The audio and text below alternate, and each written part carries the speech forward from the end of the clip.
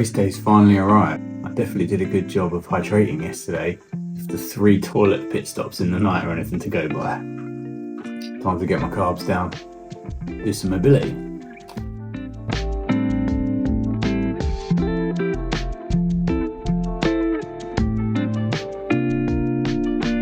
I know I had this breakfast in training, but what I didn't factor in is that wasn't after 2 days of carb loading, so this is a bit of a struggle.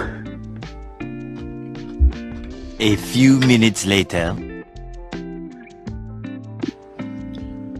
Well, whatever happens on the race course, I've just set a PB for carbohydrates consumed in any 48-hour period with that meal. So today's already a win. It's not even 7 AM. So I'm just doing a bit of mobility after eating breakfast and catching up with the Diamond League mile race from last night. Unfortunately, I didn't avoid the result because it was the first thing that popped up on Instagram when I opened my phone this morning. So that serves me right. But yeah, time to loosen up and watch the world's best go at it.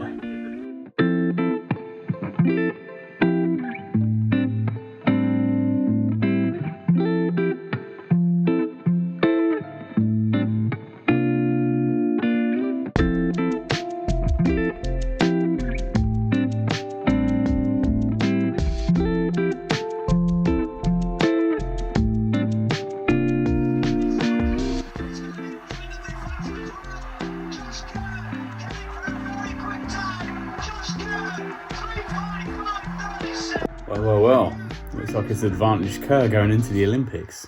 And with that, it was time to channel my inner Olympian and get ready for my race. So I'm just heading down to the arena now. Got that healthy mix of race day nerves and a full belly of carbs, causing a lovely swirly, nervous, sicky feeling in the pit of my stomach. So that's good. I've been thinking about my friend Tom on this walk to the arena, and how it's going to be a really fine line today between channeling him and using his inspiration as strength, or crossing over into that territory where the emotion gets a bit too much. So I think I'm just going to plug back into my playlist and distract myself until the end of my warm-up at least, and try not to expend too much nervous energy. But I know Tom will be with me today.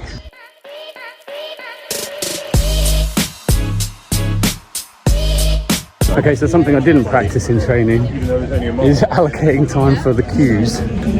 Mass participation events equal cues for everything. Cues for bag drop, cues for toilets, everything. So I'm now a little bit under the cosh, and I'm gonna slightly adapt the plan, throw my race shoes on a little bit early, so that I'm ready to go whenever the time comes to get in my pen. This event's definitely bigger than it was last time I did it. So I'm just running my warm-up. I'll do some drills and strides. Breakfast is sitting a bit heavy in my tummy. My heart rate's a little higher than I'd expect. I think that's just a nervous energy. So yeah, try and stay calm. Stick to the plan. Then I took the opportunity to avoid another cue by making use of the bushman's toilet. After which I swapped my short sleeves for long ones to keep me warm in the starting pen, then did some drills and strides to make sure I was loosened up and ready to go. Then it was time to hand over the camera. Here's the real hero, going to be filming and more importantly supporting. And with that, it was time to toe the line and see if I could achieve what I started working towards 12 weeks ago.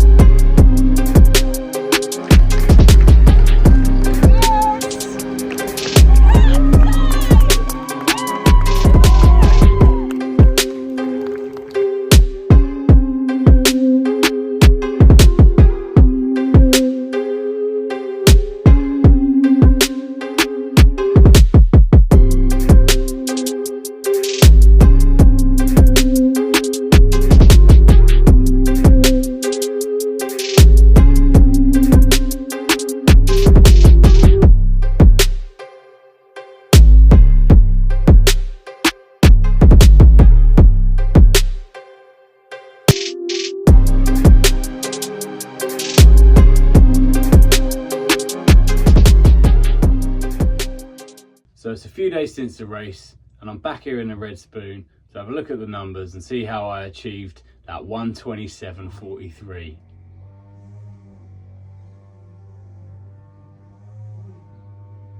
Maybe not. Sorry about the interruption there. I've come inside because a neighbour has decided that now's the time to use a petrol powered strimmer, and every time I start talking to camera he starts up. Anyway, where was I? That's right, how did I get that 1 hour, 27 minute and 43 second finish time at the Great West Run? I'll take a look at the route in a minute and just talk you through it a little bit, but it goes without saying that to come in nearly 2.5 minutes under my target time was a massive buzz. So let's take a look at Strava and I'll talk you through how I was feeling at different stages of the race. The route starts at Exeter Arena and then we headed out for a short out and back to kill the first kilometre or so on nice flat terrain. I was trying to dial in the pace as quickly as I could. Then there's a couple of climbs and a few downhills as we worked our way up towards the city centre, and it was at this point that I was reminding myself constantly not to get carried away and burn too much energy chasing after other runners and letting that come back and bite me later in the race.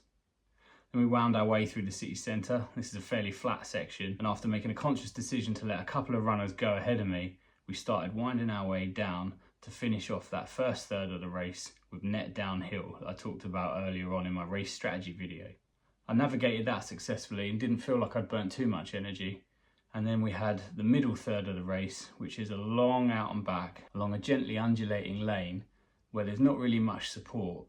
And actually that suited me in that it gave me the chance to click into gear and just tick along. The goal here was to push the pace as hard as I could without ever letting my heart rate get into that anaerobic zone. And that's what I managed to do. And actually on the day, I was pleasantly surprised by the pace I was able to maintain here. Then as we closed out that middle third and started to gently climb back up towards the university, it was time to start thinking about what I had left in the tank and how hard I could push it for some of the climbs in the final third of the race. At this point, I tagged onto a guy named Josh, and I just want to give him a shout out to say thanks for the support.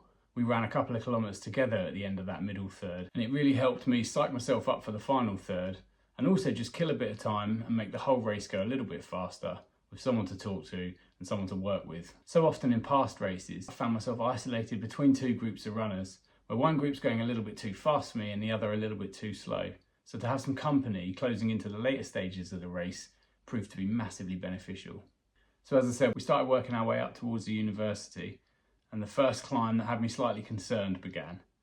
There's a gentle wind up before you take a hard left turn and hit the university campus, where the incline sharpens, albeit only for half a K or so, maybe not even that far, but it's a hill that will find you out if you've burnt too much energy in the first half of the race. Fortunately for me, my race strategy was good and I'd executed it to perfection to this point.